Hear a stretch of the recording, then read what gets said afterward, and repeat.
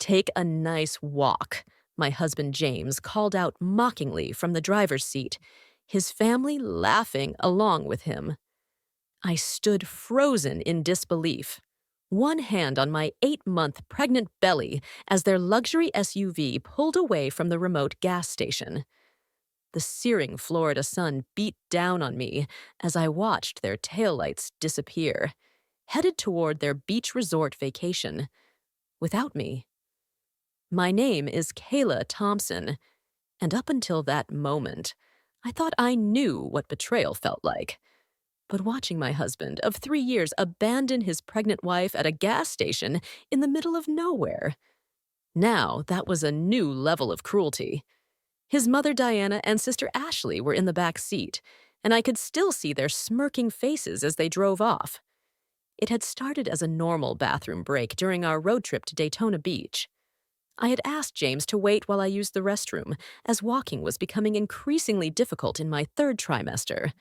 When I came out, I saw them all laughing and pointing at me through the car windows. Before I could even reach the vehicle, they drove off, leaving me stranded in the scorching heat. The gas station owner, Tom, an older gentleman with kind eyes, witnessed the whole thing. He immediately brought me inside his air-conditioned store and offered me a cold drink. "I've got security cameras covering the whole property," he said, his voice tight with anger. "What they did, it's not right." I sat in his small office, trying to process what had just happened. My phone, purse, and everything else were in the car. Literally, I was stranded with nothing but the sundress I was wearing. Tom's wife, Barbara, who helped run the store, brought me some water and crackers. "I'm calling the local news," Barbara declared, her face flushed with righteous anger. "People need to see this.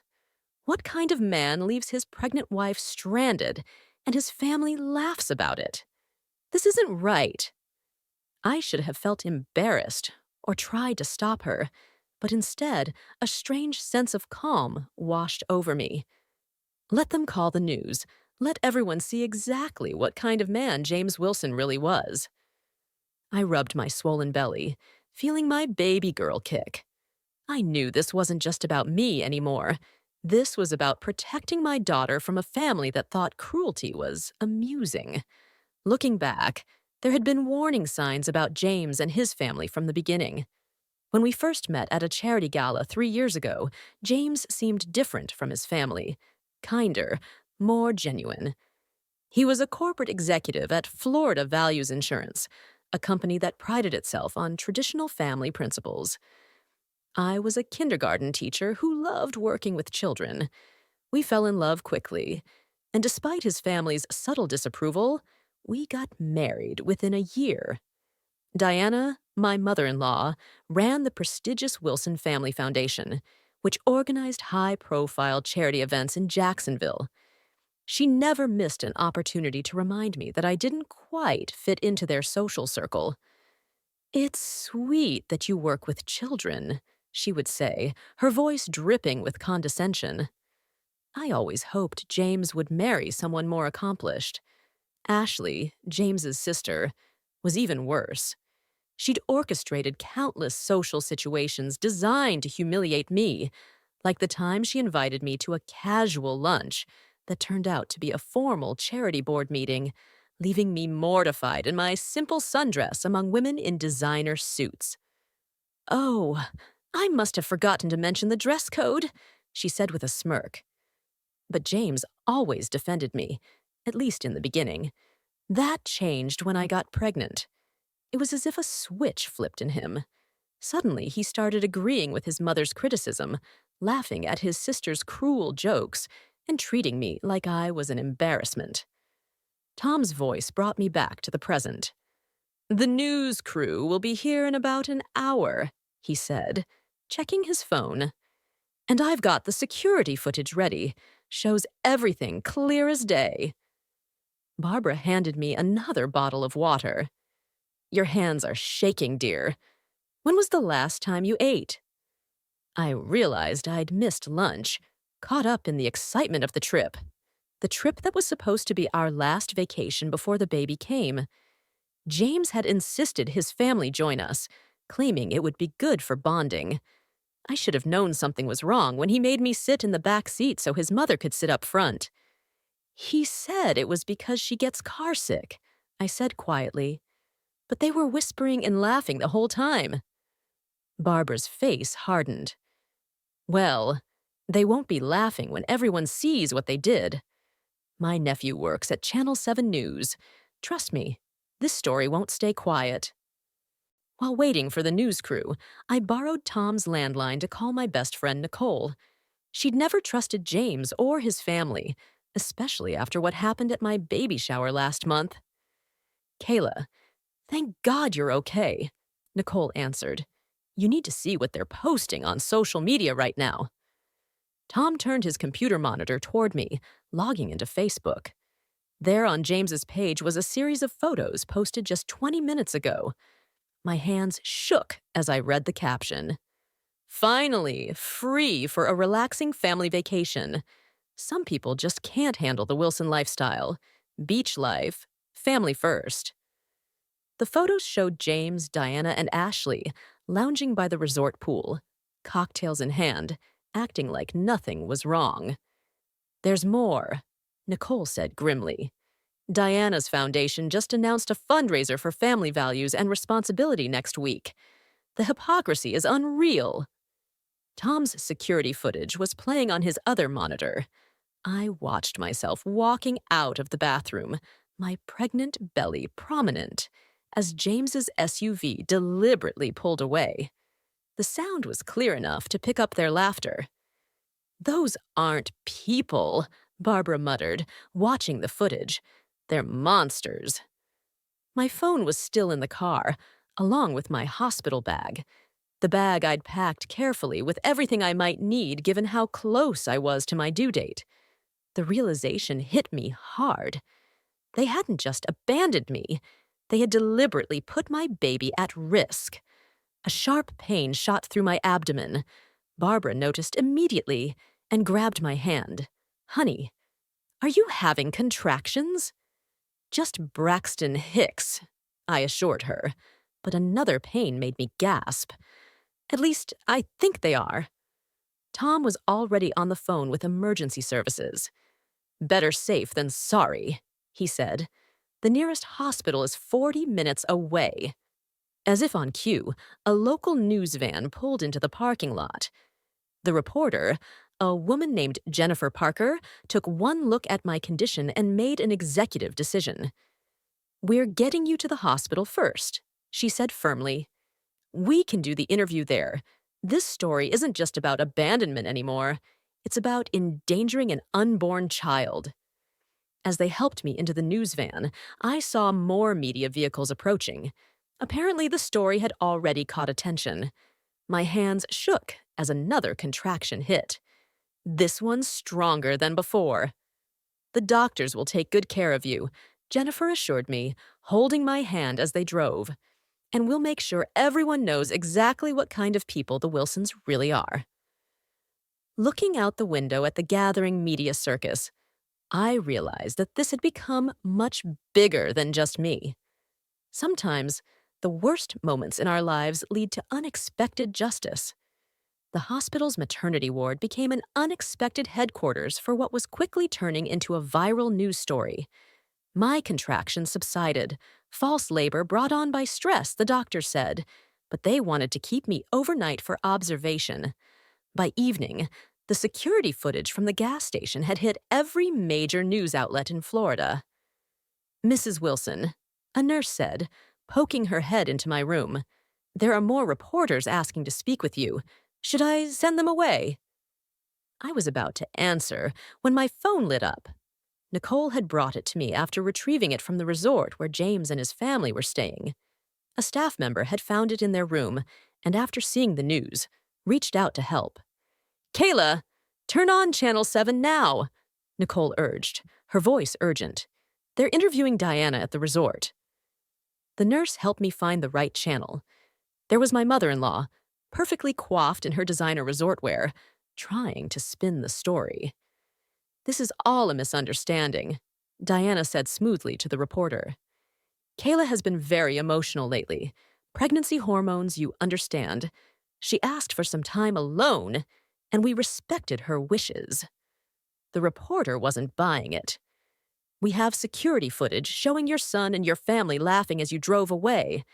Mrs. Thompson had no phone, no purse, and was 8 months pregnant in 95-degree heat. How do you explain that? Diana's composed facade cracked slightly. The footage must be misleading. Our family foundation has always stood for traditional values. The feed cut to the security video showing their SUV pulling away as they laughed. The audio was crystal clear. "Take a nice walk," James's mocking voice rang out. My phone started buzzing with notifications. The Wilson Family Foundation's social media pages were being flooded with outraged comments. Their major donors were publicly withdrawing support. James's company, Florida Values Insurance, was trending on Twitter. "Your story's gone national," Jennifer Parker said, walking into my room with her camera crew. "People are furious. Do you want to make a statement?" I thought about James and his family, probably still lounging by the pool, thinking they were untouchable. I thought about other women who might be trapped in situations with people like them. "Yes," I said, sitting up straighter in the hospital bed. "I want to talk about what happened." The interview was raw and honest. I described how James's behavior had changed during my pregnancy, how his family had orchestrated this vacation to humiliate me. I talked about the baby, my medical information, and how they had driven away with no regard for my safety. As I spoke, more messages flooded in. James's colleagues were publicly distancing themselves. His company's CEO had released a statement saying they were deeply concerned about the incident and would be reviewing the situation. "Mrs. Thompson," Jennifer said gently, "your story has struck a nerve. Women across the country are sharing similar experiences of emotional abuse and abandonment. You've started a movement." I placed my hand on my belly, feeling my daughter kick. "I'm not doing this for revenge," I said to the camera. "I'm doing this because no one should have to experience what I did today. And my daughter needs to know that her mother stood up to bullies, even when those bullies were family." By morning, the story had exploded beyond anything I could have imagined. Tom, the gas station owner, appeared on a national morning show, sharing how his security cameras had captured not just the abandonment, but a disturbing conversation before I'd come out of the bathroom. They were planning it. Tom revealed to millions of viewers. The audio picked up the mother-in-law saying, "This will teach her to embarrass our family." They were laughing about leaving a pregnant woman stranded. Who does that? Nicole rushed into my hospital room, her face flushed with urgency. "Kayla, you need to see this," she said, holding up her tablet. "Someone leaked emails from Diana's foundation." She showed me internal communications from the Wilson Family Foundation, and my heart sank as I read. The emails revealed a calculated plan to isolate me from James, with Diana explicitly stating that a pregnant kindergarten teacher wasn't Wilson material. But the real bombshell came from Ashley's leaked texts to James. "Once the baby's born, we'll have grounds to claim she's an unfit mother. Your position at Florida Values Insurance and Mom's connections will make sure we get custody." The revelation hit me like a punch to the gut. This wasn't just about embarrassing me. They had been plotting to take my baby. "Mrs. Thompson." A man in a suit appeared at my door, introducing himself as Michael Roberts, the chief ethics officer at Florida Values Insurance. "May I speak with you privately?" After Nicole stepped out, Michael wasted no time. "We've terminated James's employment effective immediately. Our company cannot be associated with someone who would endanger a pregnant woman and deliberately plan to separate a mother from her child." He handed me a folder. These are screenshots from James's company email, showing he used corporate resources to research custody lawyers specializing in maternal fitness cases. We're turning everything over to your legal team. I felt my hands tremble as I read through the documents. James had been laying the groundwork for months, documenting every minor mistake I made, planning to use my emotional state against me. One more thing, Michael added, his expression grave. Our HR department discovered a pattern of workplace harassment. Several female employees have now come forward with complaints they were previously afraid to file. This goes beyond your situation, Mrs. Thompson. You've exposed a systemic problem. As he left, Jennifer Parker returned with breaking news. Diana's largest charity partners are publicly cutting ties with the Wilson Family Foundation, she reported. The prestigious country club where they held their social events has revoked their membership. Their world of influence is crumbling. The resort just asked them to leave, she said. Their guests were complaining about sharing space with those horrible people from the news. They're being escorted out as we speak. My phone buzzed with a message from an unknown number. It was from James's assistant at Florida Values Insurance. I saved the dash cam footage from his company car. He and his mother were planning this for weeks. I couldn't stay silent anymore. I looked out the hospital window at the gathering media crews, thinking about how quickly truth could come to light. The Wilsons had planned to destroy me, but instead, their own actions were destroying them. The next day brought an unexpected visitor. Amanda, James's former executive assistant, arrived clutching a thick folder, looking nervous. I can't keep quiet anymore, she said, sinking into the chair beside my hospital bed. The custody plan. It wasn't just about getting the baby. There's money involved, a lot of it. Amanda spread out documents across my bed, insurance policies, trust fund papers, and financial statements. The picture they painted was chilling. James and his family had taken out several policies related to my pregnancy, including a substantial life insurance policy I hadn't known about. They were planning to paint me as unstable, Amanda explained, her voice shaking. The abandonment wasn't just cruelty. It was meant to provoke a stress reaction. They could document it if you'd gone into labor at that gas station. Nicole, who had been quietly listening, spoke up. We need to get this to the FBI. This isn't just a viral news story anymore. It's attempted insurance fraud. Jennifer Parker arrived just as we were reviewing the documents. We need to be careful how we handle this, she advised.